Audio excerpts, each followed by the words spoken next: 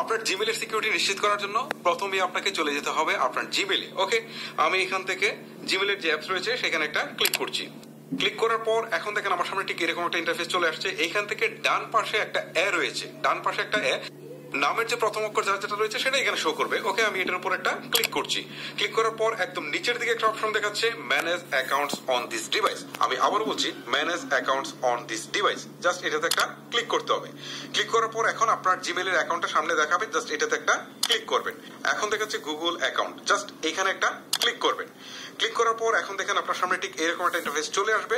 চলে আসার পর এখান থেকে আপনি যদি স্ক্রল করে আসেন তাহলে এখানে সিকিউরিটি নামে একটা অপশন দেখাবে। ওকে, 4 নম্বরে সিকিউরিটি নামে একটা অপশন দেখাবে। আমি আবার বলছি সিকিউরিটি। এই সিকিউরিটিতে ক্লিক দেওয়ার পর এখানে দেখতে পারবেন যে 2 স্টেপ ভেরিফিকেশন ওয়াজ টার্ন অফ, তার মানে এটা আপনার বন্ধ রয়েছে, এখন এটাকে আপনার চালু করতে হবে। ওকে, জাস্ট এটার উপর একটা ক্লিক করবেন। ক্লিক করার পর এখন দেখেন আপনার সামনে এরকম একটা ইন্টারফেস আসবে, এখানে দেখাচ্ছে ম্যানেজ সেটিংস। ওকে, এখানে একটা ক্লিক করলাম। ক্লিক করার পর এখন আমার সামনে ঠিক এইরকম একটা ইন্টারফেস আসছে, এখানে আমার কারেন্ট যে পাসওয়ার্ড রয়েছে জিমেলে সেটা মাস্ট বি দিতে হবে। ওকে, আমি পাসওয়ার্ডটা দিয়ে দিচ্ছি। আমার পাসওয়ার্ড দেওয়া শেষ, এখন আমি নেক্সট বাটনে ক্লিক করছি।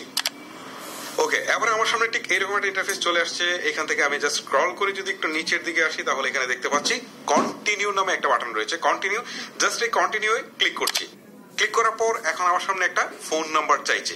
সো ফোন নাম্বারটা দেওয়ার আগে আমি আপনাদেরকে বলি যে আসলে এই 2 স্টেপ ভেরিফিকেশন কিভাবে আপনার সিকিউরিটি দিবে, জাস্ট এটা একটু আপনাদেরকে এক্সপ্লেন করি।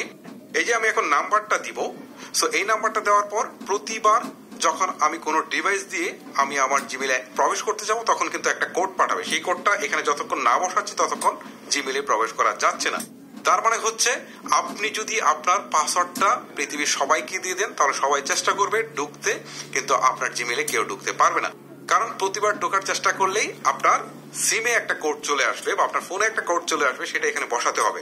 সো তাদের কাছে যেহেতু এই কোড যাবে না, সো তারা কিন্তু কখনোই এটাকে চালু করতে পারবে না। এভাবে কিন্তু নিরাপত্তাটা নিশ্চিত হবে। ওকে, এখন আমি আমার ফোন নাম্বারটা দিচ্ছি।